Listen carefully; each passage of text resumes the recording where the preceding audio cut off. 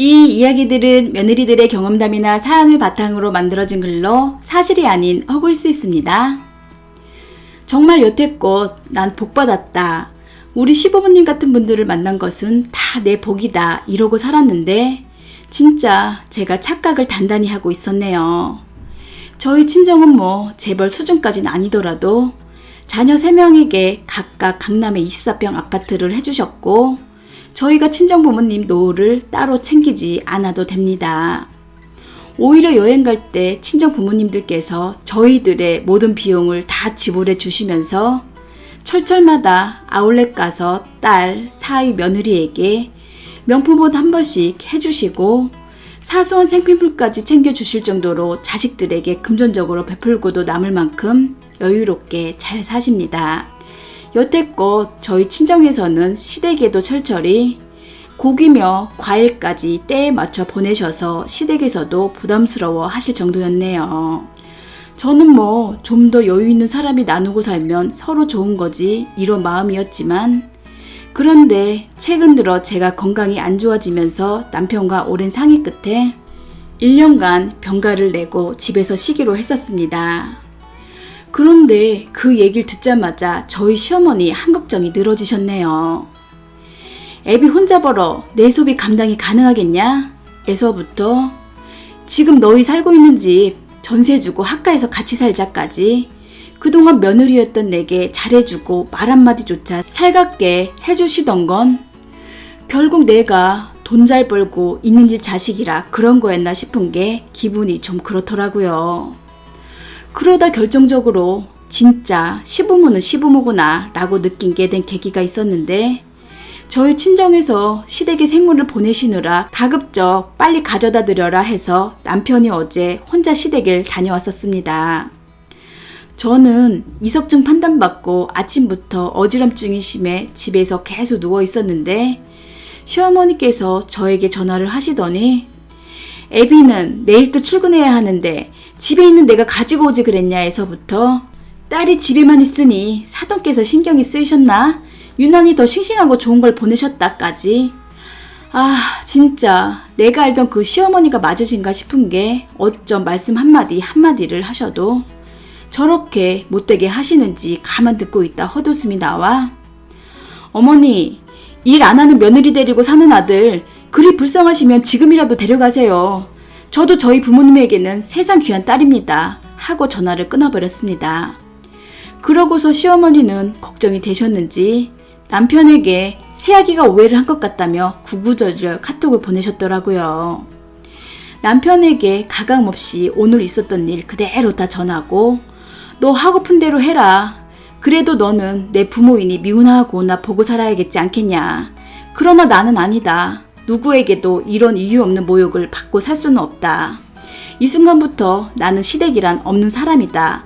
너도 내 친정부모님 안 뵙고 살아도 상관없다 라고 했었습니다. 남편이 저희 친정부모님을 굉장히 좋아합니다.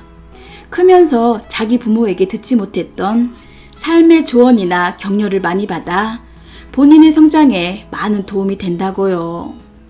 그래서 남편 자신은 앞으로도 지금까지 해왔던 것처럼 똑같이 할 거라고 저한테 말을 해줍니다. 다만 여태껏 본인의 부모님과 아무 문제 없이 잘 지낸 줄 알았다가 제가 좀 세게 얘기를 하니 적지 않은 충격을 받은 모양이더라고요. 그 부분에 있어서는 자신에게도 생각을 할 시간을 달라 하는데 제가 어떻게 하면 좋을까요? 모두의 평화를 위해 이쯤에서 적당히 넘어가는 게 현명한 건지 저는 아직 잘 모르겠습니다. 많은 분들이 댓글을 남겨주셔서 고민하다 추각을 남깁니다. 먼저 어제 귀가한 남편과 긴 얘기를 나눴었는데 남편은 부모 자식을 떠나 인간 대 인간으로서 본인의 어머니가 그 정도 인격을 가진 분이라는 것에 충격을 받았다고 하더라고요.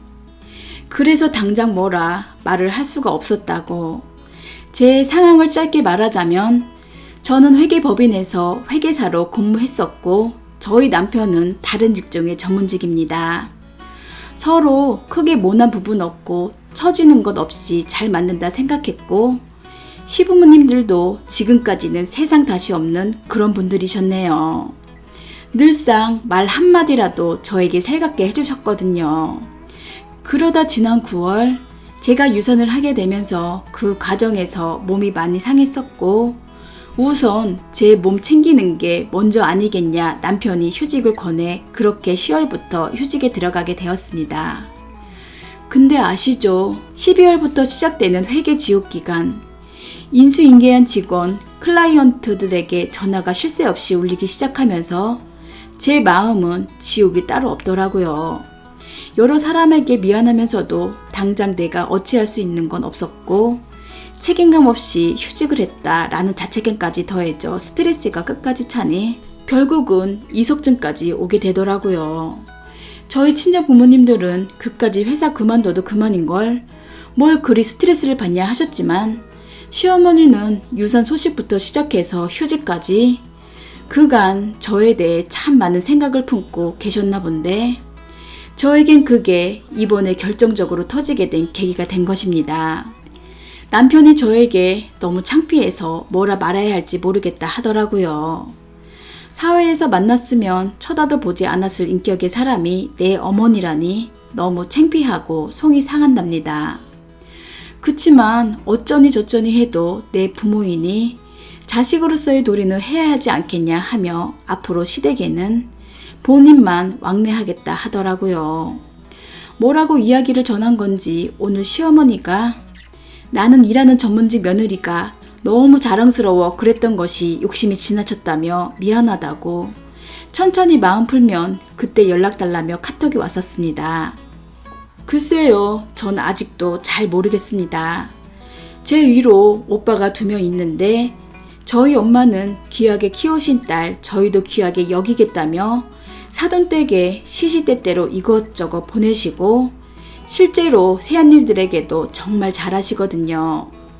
오지 말라 말려도 새언니들이 주말마다 저희 친정에 찾아올 정도였었는데 저는 이게 너무도 당연한 건 줄 알고 살았습니다. 우리 집에서 당신 아들 귀하게 여기시니 당신들도 며느리 귀 여기시겠지 하는 그런 마음이었었는데 동상이몽이라는 말이 이럴 때 쓰는 말인가 싶기도 하고 저희 친정 부모님들 너무 속상해 하실 듯해서 아직 아무 말씀도 못 드리고 있는데 저는 어찌해야 할지 참 난감하기만 합니다. 여러분들이 이 경우였었다면 어떻게 하셨을지 살짝 의견 여쭤봅니다. 오늘도 끝까지 들어주셔서 고맙습니다.